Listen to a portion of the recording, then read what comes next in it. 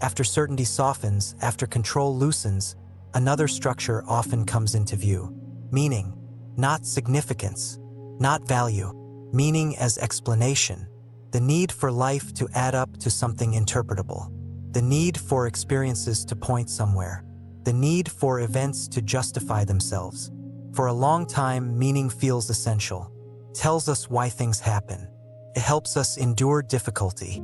It reassures us that nothing is wasted. When awareness begins, meaning often becomes even more important. We search for insight. We interpret experiences. We ask what each phase is teaching us. Meaning feels like orientation. But at some point, meaning begins to feel heavy. Not comforting. Demanding. I noticed this shift when interpretation stopped landing. I could explain what had happened. I could name the lesson. I could describe the transformation. And yet, something felt off. The explanations felt thin, like they were arriving too late. Life had already moved on. Living without meaning doesn't happen because you reject depth. It happens because you notice how meaning keeps you slightly removed from experience. Meaning arrives after the moment. Life happens before it. When meaning becomes primary, you start living toward interpretation instead of living the moment itself. Living without meaning doesn't feel dramatic. Feels quiet. You stop asking, "What does this mean?" Not because you don't care, because the question no longer feels relevant. The moment doesn't seem to require explanation. It simply exists. This can feel unsettling at first. Meaning has been how we reassure ourselves that suffering isn't random, that joy is earned, that loss is purposeful. Without meaning, those assumptions loosen, and what's left is immediacy, rawness, presence. Living without meaning doesn't mean life becomes empty. It becomes direct. You're no longer translating experience into something else. You're not turning moments into messages. You're not extracting value.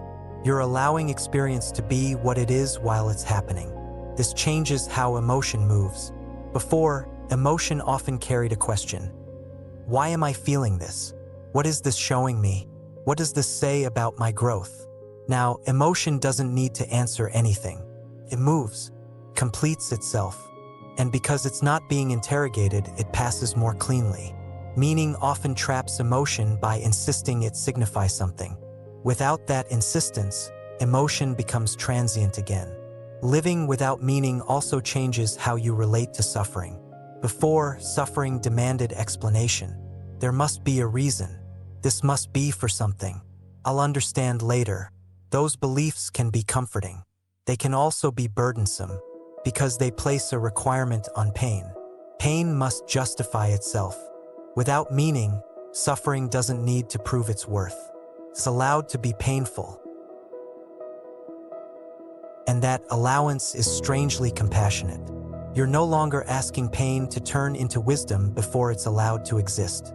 You let it be what it is, and often that lets it move. Living without meaning doesn't make life bleak. It makes it honest.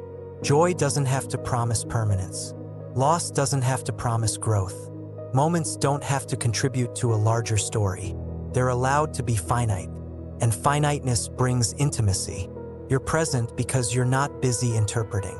You notice details, the way light changes in a room, the weight of a pause in conversation, the quiet satisfaction of a task completed without commentary.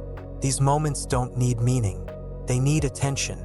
This stage can feel like simplicity, not minimalism, simplicity of relationship with experience. You're no longer asking life to explain itself. You're meeting it. Living without meaning also reshapes spirituality. Spirituality often begins as a search for meaning. Patterns, symbols, messages. But at some point, those searches can become noise. You stop asking what life is saying and start listening to what it feels like. This isn't a loss of reverence. It's a deeper one. You're not standing above life interpreting it. You're inside it, participating. That participation feels sacred without being symbolic. Living without meaning also changes how you look at the past. Before, the past needed to make sense. Events had to connect. Trajectories had to form. Now, the past becomes what it was. Not a lesson, not a justification, just something that happened. You don't need to weave it into a narrative to be at peace with it. You let it be incomplete, and that incompleteness stops haunting you. Meaning often binds the past by insisting it resolve. Without that insistence, the past loosens its grip.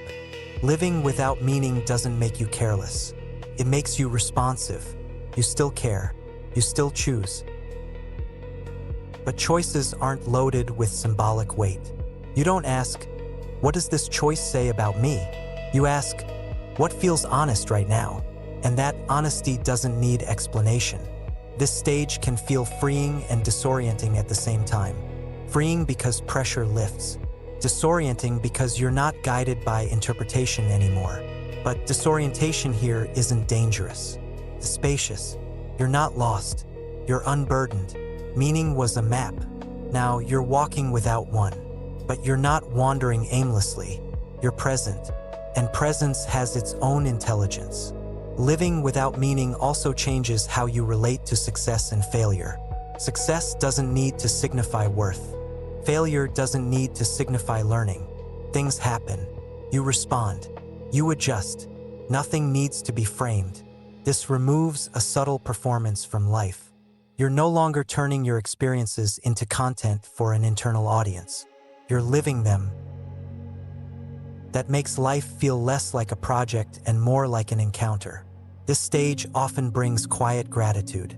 Not because life is meaningful, because life is happening. Gratitude without meaning is simpler. It doesn't require a story. It's just recognition. I'm here. This is happening. That's enough. Living without meaning doesn't mean you'll never reflect again. Reflection still happens, but it happens gently, later, without urgency. You don't rush to interpret every phase. You let understanding arrive or not, and you're okay either way. This removes a great deal of mental labor. You're not constantly harvesting significance. You're resting in immediacy. Season 2 is about releasing the invisible structures that once held your life together. Reference, direction, proof, roles, expectation, control, certainty, meaning. None of these were mistakes. They were bridges.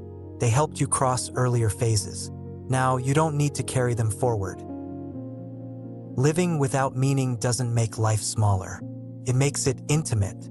You're no longer standing at a distance, asking what it all adds up to. You're inside it, feeling it, responding. That responsiveness doesn't need explanation.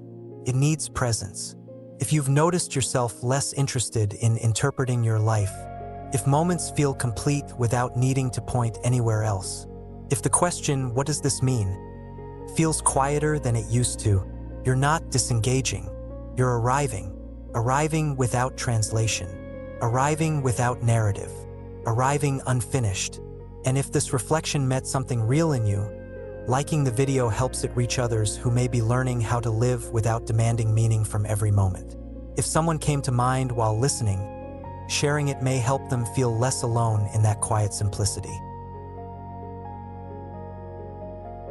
You're welcome to subscribe if you'd like to continue through this season, not to find meaning, but to live honestly without requiring it.